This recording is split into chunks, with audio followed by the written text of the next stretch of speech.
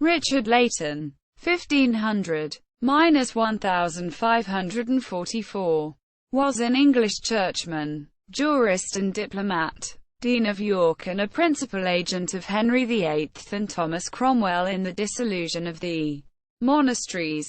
Life. Early life. He was born about 1500, son of William Layton of Dalemain in Cumberland, one of a very large family.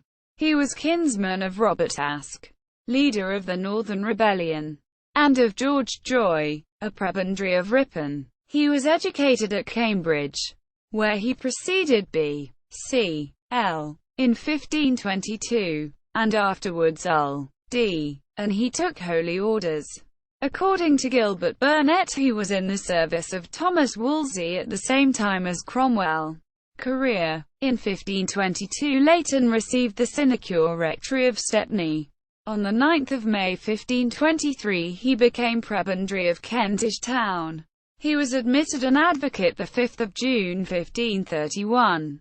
On 4 July 1531 he seems to have been living at East Farnham in Hampshire, but on 1 September 1533, became Dean of the Collegiate Church of Chester Street, County Durham. He was made chaplain of St. Peter's in the Tower of London 15 March 1534, but this preferment required residence, and he resigned it in 1535. He was installed Archdeacon of Buckingham 27 October 1534, but continued to live in London and had difficulties with his bishop, John Longland. In 1535 Layton became rector of Sedgefield in Durham, and soon afterwards rector of Brington, Northamptonshire, a clerk in Chancery, and clerk to the Privy Council. On 1 April 1535 he had lodgings in Paternoster Row. Ecclesiastical reformer. In 1533, Layton became an agent of ecclesiastical reforms under Thomas Cromwell. That December he went to Sion Abbey. 2 years later, he played an instrumental role in the questioning of Thomas More and John Fisher.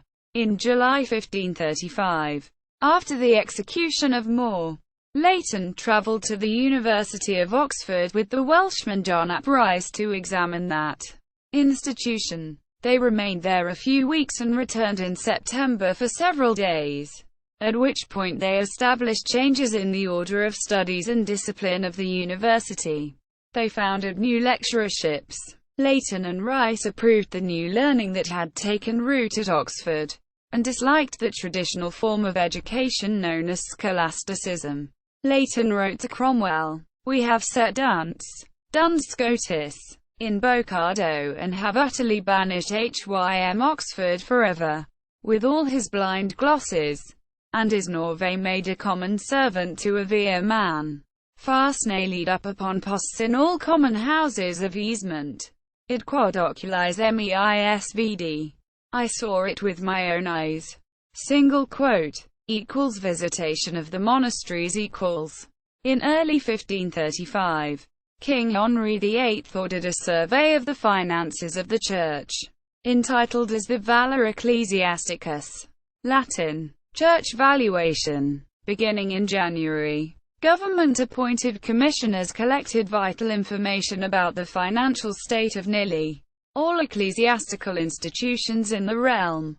The commissioners examined church documents and account books and reported their findings to the Crown. Layton and Thomas Lee visited a series of monasteries, beginning on 1 August 1535.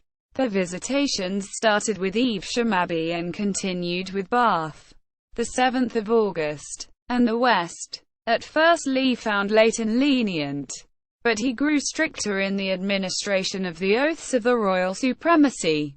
He passed to Bruton Abbey, Glastonbury Abbey, and Bristol. Back to Oxford. 12 September. On 26 September 1535 he was at Waverley in Sussex, and proceeded to Chichester, Arundel, Lewes, and Battle, and entering Kent, reached Allingbourne on 1 October. On 23 October he was at Canterbury. and was nearly burnt to death in a fire at St. Augustine's Abbey. After returning to his lodgings in Paternoster Row, he was ordered, at his own request, to visit the northern houses. On the way he visited monasteries in Bedfordshire, Northamptonshire, and Leicestershire. He collected confessions of every kind of iniquity, while enriching himself. On the 22nd of December 1535 he met Lee at Lichfield, reached York the 11th of January, and proceeded to the visitation of the Yorkshire houses. Layton afterwards traversed Northumberland, and came back to London by way of Chester. The reports of Layton and his companions, submitted with other similar material to the Parliament which met the 4th of February 1536, sealed the fate of the smaller houses. The punishment of Layton was one of the demands of the Pilgrimage of Grace. In May 1536 Layton took part in the trial of Anne Boleyn. Through the autumn he was busy assisting in the repression of the northern rebels, and when the rising was over he was a commissioner to hear confessions. From December 1536 until the end of April 1537 he sat to try the prisoners. On the 24th of March 1537 he and Starkey received a summons from the king to confer with the bishops on the morrow, Palm Sunday, on theological points, equals participation in the first suppression. 1536 equals. Layton became an important figure in the eradication of traditional religious houses, starting in 1537. In 1534, an Act of Parliament had made Henry VIII the supreme head of the Church. His first major action was to target the religious houses throughout the realm, beginning in 1536 and intensifying his efforts in 1539. He disbanded monasteries, priories, convents and friaries in England, Wales and Ireland. The king appropriated their income, disposed of their assets, and provided for their former members and functions through a set of administrative and legal processes known as the Dissolution of the Monasteries. As a chief commissioner of the Dissolution, Layton was occupied in the east and south of England, managing the surrender of various abbeys. He asked Thomas Wriothesley to recommend him for the registrarship of the Garter on 19 July 1537. On 21 July 1537 he was collated to the rectory of Harrow on the Hill, where his recreations were hawking and growing pears, equals participation in the second suppression. 1539 equals. Layton was appointed to the prebend of Ullesgelf at York on 20 June 1539, and a month later to the deanery of York. In his new office, he authorized the destruction of the silver shrine of St. William. In September 1539, he made an unannounced visit to Glastonbury Abbey, accompanied by two other commissioned officers, Richard Pollard and Thomas Moyle. The three commissioners had come to interrogate the abbot, Richard Whiting. However, Layton and the others were forced to arrest Whiting, who was now advanced in years. After the abbot resisted their authority, Whiting was executed as a traitor in mid-November. In the same year, Layton interceded for the continuance of the sanctuary at Beaulieu.